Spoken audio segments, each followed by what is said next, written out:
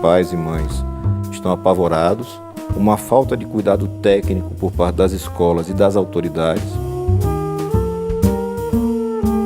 Senador, e o que cabe ao parlamento no caso da insegurança das escolas?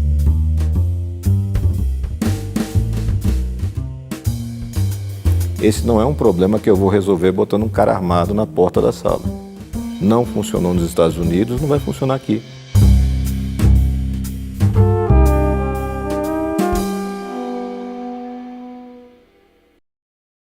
Seja muito bem-vindo, senador. Um prazer recebê-lo no Salão Nobre. Prazer é meu, mais uma oportunidade de estar aqui. Senador, um fenômeno que está mobilizando a sociedade recentemente são os ataques a escolas, a estudantes, à comunidade escolar de uma forma geral. É um fenômeno complexo, mas que tem como um dos pilares o acesso e a visibilidade que as redes sociais dão para esse tipo de ação. O senhor, antes de ser senador, foi delegado especializado em crimes cibernéticos e apresentou projetos para tornar o ambiente digital mais seguro para crianças. Como é que o senhor vê a questão agora? Primeiro é preciso compreender que é um cenário global. Você tem hoje em diversos países essa realidade de ataques, muitas vezes ataques focados em escolas. Passa por prevenção no ambiente escolar, mas passa muito por educação digital e controle em cima das plataformas. Não dá para você jogar toda uma responsabilidade em cima de pais, de mães, ou mesmo da própria escola, quando eles não têm ferramentas para limitar aquele acesso. E não adianta você imaginar que vai conseguir tirar o aparelho da mão da criança. Hoje, o ambiente digital corresponde a mais de 1/3 da vida deles.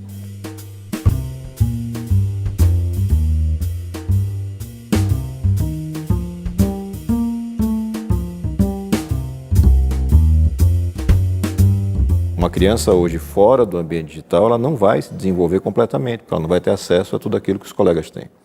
Então é preciso compatibilizar. Eu acho que a gente está criando uma certa consciência da gravidade do caso, e aí a tendência é que iniciativas, como a gente teve lá em 19, finalmente consigam ser pautadas e aprovadas na Câmara. O senhor está falando do projeto para tornar o ambiente digital mais seguro para crianças e adolescentes, é isso? Esse projeto e o projeto de combate à fake news. Porque os dois se juntam em algum momento, na medida em que mudam a lógica do marco civil da internet. A lógica do marco civil era a seguinte: você que posta o conteúdo é o responsável, a empresa que ganha dinheiro com a postagem não. Só que, na verdade, hoje o mundo inteiro já entendeu que essas empresas precisam ser responsabilizadas, porque toda a lógica deles de compartilhamento é direcionada para gerar engajamento. E o que gera engajamento é ódio, é o extremo, é o medo, é a polêmica. Então, o próprio mecanismo da máquina vai induzindo as pessoas a cada vez mais receber conteúdo daquela natureza.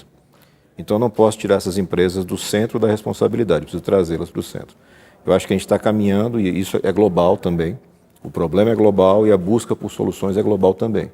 E acho que todos nós estamos convergindo para essa questão de trazer as plataformas para um centro de responsabilidade. E em relação ao ambiente, especificamente para crianças e adolescentes?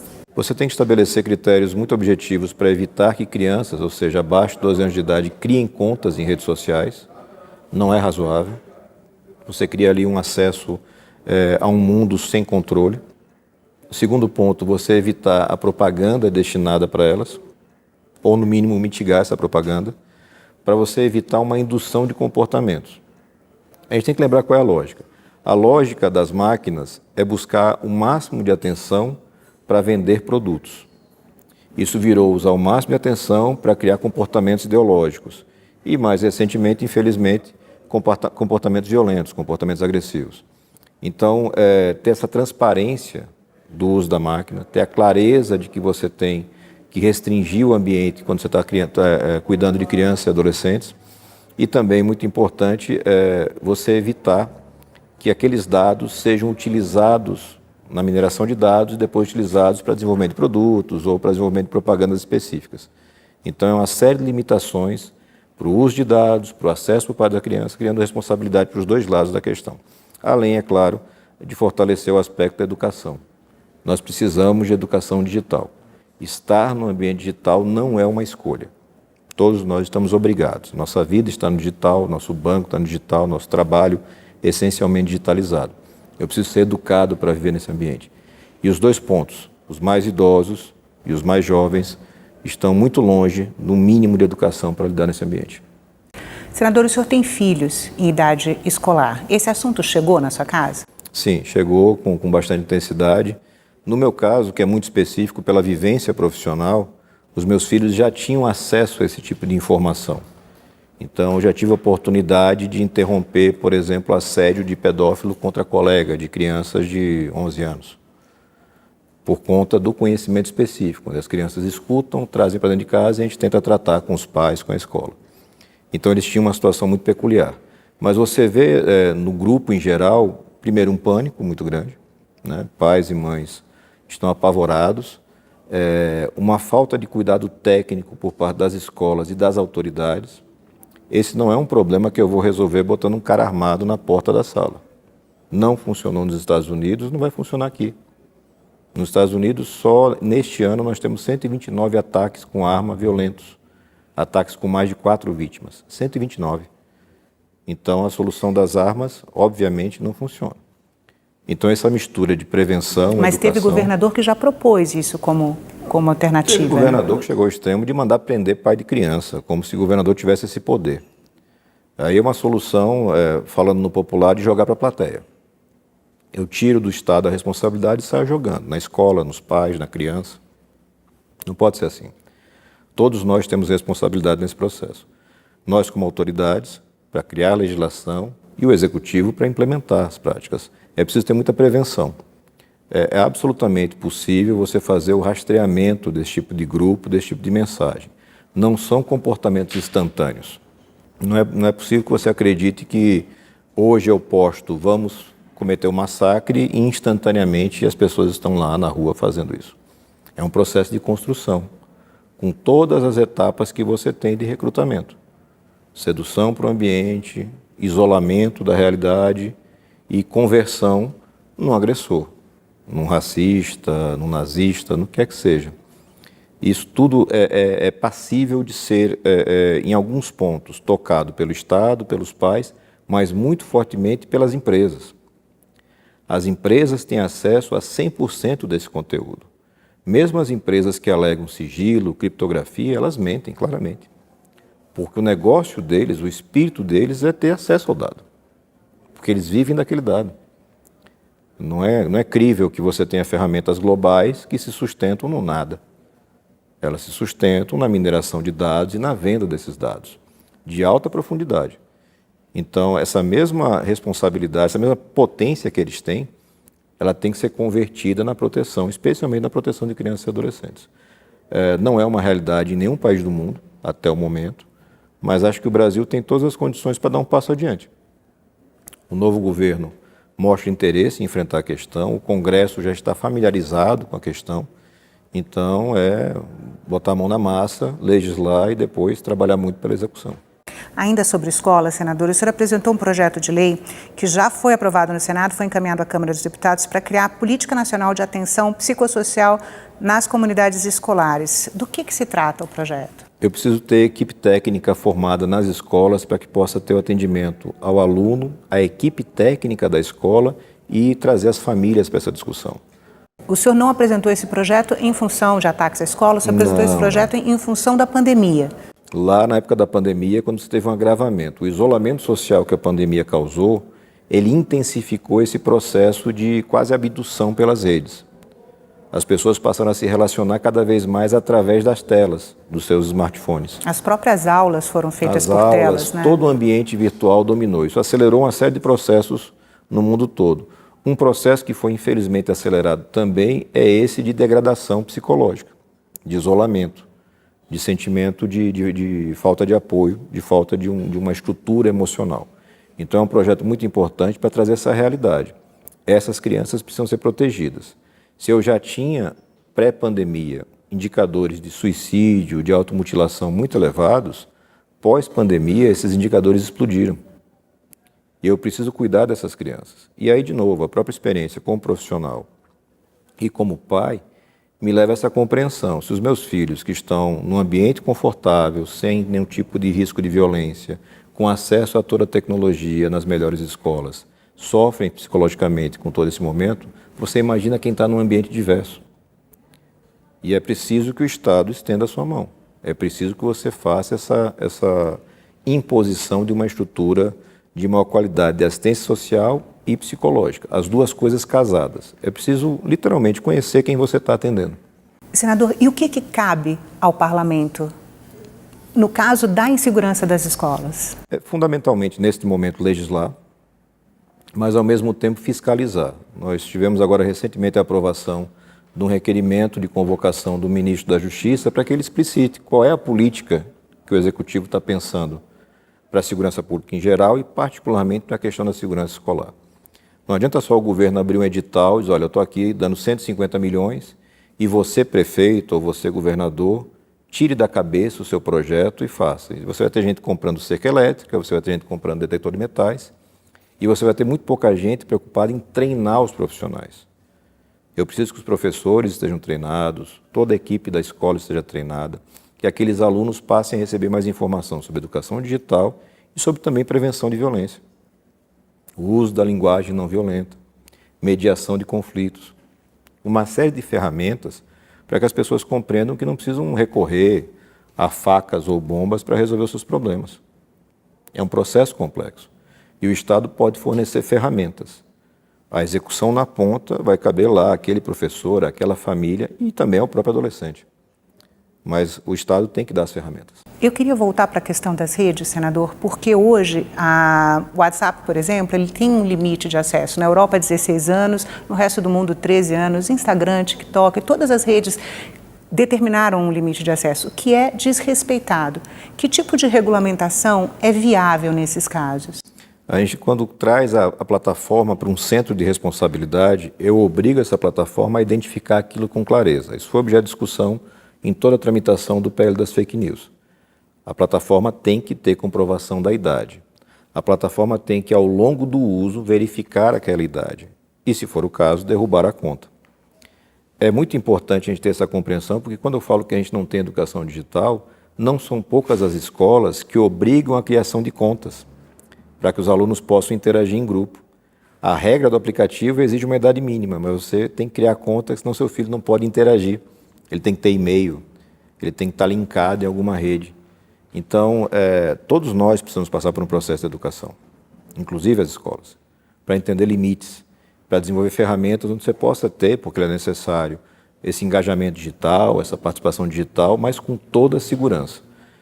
Não há dúvida que existem ferramentas e não há dúvida que as plataformas têm recurso para fazer isso. Elas não fazem, primeiro, porque não são obrigadas e, segundo, porque não dá lucro. E hoje o foco deles é no lucro. Eles cumprem apenas aquilo que é estritamente obrigado e, mesmo assim, com muita dificuldade. Quando comecei a trabalhar com isso, há mais de 10 anos, as plataformas não obedeciam nem à ordem judicial. Hoje são poucas que fazem isso. Mas naquela época nenhuma obedecia. E você foi criando uma cultura, você foi aplicando punições, a justiça foi se posicionando e você avançou. A gente tem que intensificar esse processo, porque o tanto de digital que está na nossa vida exige um tratamento urgente. Senador, agora mudando um pouquinho de assunto, o senhor foi relator do auxílio emergencial e, como relator, propôs o aumento do alcance, né, do projeto original e beneficiou milhões de pessoas a mais. O senhor apresentou emendas à medida provisória do novo Bolsa Família. E uma das emendas tem esse mesmo objetivo, né? O que o senhor pretende fazer? Como que o senhor imagina que dá para aumentar o alcance com responsabilidade fiscal, que também é uma pauta que interessa o senhor? São 2 pontos, basicamente, que a gente está apresentando por emendas com base no aprendizado que a gente teve no auxílio emergencial. O primeiro deles é excluir o BPC do cálculo da renda per capita da família. Então, o benefício de prestação continuada que aquela pessoa recebe porque tem alguma deficiência, alguma dificuldade, ele tem que ser utilizado apenas para atender aquela demanda, que já é altíssima. Hoje, com cálculo per capita, para saber se você está apto ou não a receber o Bolsa, o BPC entra. Então, a pessoa recebe BPC e não recebe Bolsa. Ela está condenada a perpetuar sua miséria. Então, a gente quer resolver isso, eu tenho convicção de que vamos resolver. Um segundo ponto é a indexação. É você garantir que essa linha de corte ela seja também indexada. Que você consiga garantir uma linha de corte para a inclusão no Bolsa compatível com a realidade brasileira. Eu não posso congelar a pobreza, eu tenho que trazer isso para o contemporâneo. E com relação à responsabilidade fiscal, é uma resposta muito simples. Esse valor, esse recurso, ele vai integralmente para consumo. Então a economia gira. Uma parte significativa desse valor retorna para o próprio governo pelos impostos. Então é uma conta que a experiência do auxílio emergencial mostrou que é positiva para a sociedade. E são escolhas políticas. O Brasil tem que fazer suas escolhas com clareza. Lá atrás a gente fez escolhas em 88, que tem custo altíssimo, por exemplo o SUS. As metas que nós temos. Essas escolhas políticas, elas têm que ser levadas a sério. E uma das escolhas que nós fizemos, e ela é fundamental, é de proteção à dignidade da pessoa. E não há dignidade na miséria. Essa pessoa não consegue cuidar da sua saúde, da sua família, não consegue buscar emprego porque ela está lá atolada. Então é absolutamente necessário. A gente tem convicção de que são emendas tecnicamente factíveis e que, eu espero, terão a adesão da maioria do Congresso. O senhor já disse em algumas entrevistas que a relatoria do auxílio emergencial foi uma das experiências mais importantes do senhor. O senhor pode falar um pouco a respeito? Nós recebemos um projeto de auxílio que atendia aproximadamente 20 milhões de brasileiros. Nós entregamos um projeto que atendeu mais de 70 milhões de brasileiros. Então, esse trabalho de ampliação com responsabilidade, mas com compreensão da realidade brasileira foi fundamental. A gente sabe que aquele valor e aquelas diferenciações que a gente começou a fazer no auxílio, que agora a gente vê também no Bolsa, a questão da mãe solo, a questão do benefício específico para a primeira infância, tudo isso que é na doutrina, nos estudos, apontado como essencial para o desenvolvimento e que a gente captou naquele momento, que a gente traz agora para essa experiência do Bolsa Família, são coisas fundamentais porque elas mudam a vida das pessoas. Literalmente, o auxílio emergencial, da forma como ele foi entregue à população, foi a diferença entre estar vivo e estar morto. Entre você ter a certeza de que a sua família ia poder estar alimentada, em segurança ou não. E a gente sabe, com absoluta certeza, que foi certamente a providência mais fundamental nesse processo que nós tivemos nos últimos 4 anos, inclusive para a economia. Os resultados finais da economia foram severamente impactados pelo auxílio emergencial. A redução da pobreza foi o momento na história brasileira onde você teve o menor indicador de pobreza. E estávamos em plena pandemia. E nós não estamos falando de valores absurdos ou proibitivos. São valores elevados, mas, repito, todo ele vai para consumo e eles estão muito longe dos valores que o Brasil gasta hoje com o serviço da dívida e gastou durante a pandemia em proteção ao sistema bancário. Então, é como eu falo, são as escolhas políticas. Na minha visão, a escolha política fundamental tem que ser sempre a proteção da pessoa. Senador, eu queria agora passar para o 8 de janeiro. Né? A Câmara dos Deputados está analisando, como o senhor já falou aqui, o projeto das fake news, mas quando o senhor apresentou o projeto, em 2020, ninguém estava imaginando que um 8 de janeiro poderia acontecer com a destruição dos palácios dos 3 poderes em Brasília. E a gente vê no depoimento das autoridades que vão à CPI da Câmara Distrital de Brasília, fica muito claro que as pessoas que estão presas, elas estavam completamente alienadas da realidade e consumindo uma infinidade de notícias falsas. Com o olhar atual sobre o projeto e a necessidade do combate à fake news, o senhor acha que o projeto pode mudar? Eu acredito que o projeto agora ganha atração para ser finalmente pautado na Câmara dos Deputados. Quando a gente criou o projeto e tramitou no Senado, a gente apanhou muito. A gente apanhou muito de setores progressistas, a gente apanhou dos bolsonaristas, a gente apanhou, assim, essencialmente das plataformas. As próprias plataformas patrocinavam conteúdo contra o projeto. E o tempo tratou de mostrar que a gente estava certo. Hoje é uma surpresa agradável você ver pessoas que fizeram manifestações duríssimas contra o projeto, hoje como defensoras da regulamentação, porque nunca foi uma regulamentação de conteúdo, isso é muito importante que se entenda. O projeto que o Senado votou, ele não trata de conteúdo, ele trata das ferramentas de disseminação, os mecanismos que permitem que uma mentira chegue a tanta gente.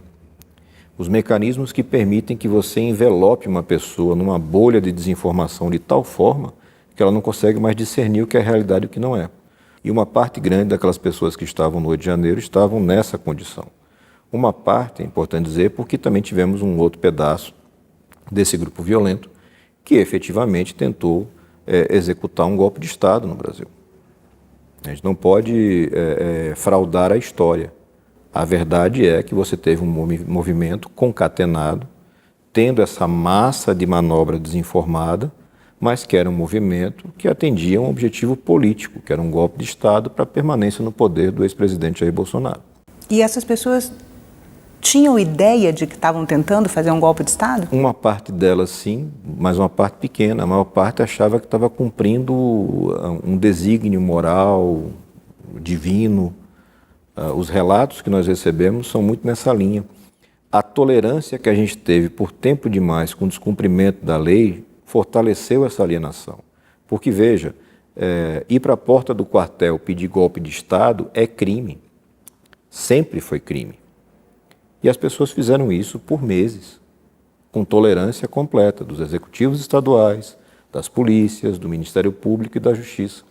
Teve que chegar num paradoxo de uma invasão de prédios, da destruição desse espaço que a gente está aqui hoje, que eu tive a oportunidade de visitar aqui destruído, para que as pessoas abrissem os olhos e entendessem a gravidade da situação. Mas já era crime antes. Então, acho que o Brasil precisa dar passos mais rápidos na direção da defesa da institucionalidade, ou seja, as instituições precisam ser respeitadas, a legislação precisa ser seguida e a lei é válida para todos. Então, ninguém tem, numa democracia, direito de atentar contra a democracia. Ninguém tem direito de defender tomada violenta de poder. E aqueles que fazem isso devem ser responsabilizados, dentro do devido processo legal. Sem atropelos, sem prisões por manada, isso não resolve o problema. Eu não vou corrigir abusos cometendo mais abusos. Eu vou corrigir abusos aplicando a lei. E a lei está aí, ela é bastante clara, não é de difícil aplicação. E como é que o senhor avalia os desdobramentos do 8 de janeiro? Nós tivemos uma ação muito firme institucional, e isso foi bom. Os presidentes das duas casas do Congresso se portaram bem, o deputado Arthur Lira, o senador Rodrigo Pacheco. O Judiciário teve um papel fundamental, infelizmente, o nosso Ministério Público, tão importante no seu papel constitucional, se manteve sempre tímido, quando não omisso nesse processo. E a história não perdoa os omissos. Isso tudo sempre vai ser registrado e relatado, porque essa inércia de quem deveria ser o fiscal da lei, defensor da democracia, cobrou um preço terrível. Felizmente, não perdemos vidas, muito por conta da habilidade dos profissionais de segurança naquele momento. Mas foi um limite muito tênue e a gente não pode novamente correr esse risco. Então, eu aposto muito no fortalecimento das instituições. Nós precisamos legislar, mas não muito, apenas ajustes, como nós fizemos agora, por exemplo, ao trazer para a legislação do terrorismo os atos praticados por facções, por milícias. Isso tem que ser criminalizado. Os atentados contra autoridades, isso tem que ser criminalizado, duramente criminalizado. Que tipo de atentado o senhor está falando, senador? A preparação de atentados contra juízes, promotores, parlamentares, lideranças, porque nós chegamos a um paradoxo de violência tão grande que esse mesmo grupo alienado, não raro, dá origem a lobos solitários. O próprio ex-presidente Jair Bolsonaro foi vítima de um lobo solitário. Ele esteve à beira da morte, ele tomou uma facada durante a plena campanha de 2018. E ali você teve um flash dessa realidade que hoje é ainda mais presente, do risco de violência pessoal contra autoridades. E a gente tem que encontrar caminhos para mitigar isso. Passa por segurança, passa por repressão, passa muito pela responsabilização dos políticos que capturam esse momento violento e tentam surfar essa onda. Esses são os piores criminosos. O pior bandido é esse que se aproveita do desvario, do descontrole, do desequilíbrio para ter um proveito eleitoral. Esses, eu espero que a gente tenha tempo de testemunhar cassações, prisões, para que a gente possa educar, ter um efeito pedagógico para toda a categoria política, toda a classe política. Não se pode fazer política contra a democracia. Não se pode fazer política contra a justiça. E aqueles que insistem nesse caminho têm que ser penalizados. Tanto faz ser senador, ser deputado. De novo, a lei tem que valer para todo mundo. Senador, e em relação ao projeto de fake news, o senhor acha que ele precisa passar por alguma adaptação para também tratar da defesa da democracia no ambiente das plataformas, ou a legislação atual já resolve isso? Não, acredito que o projeto... a gente tem que Porque ter o projeto está recebendo contribuições Isso. do governo, contribuições do judiciário.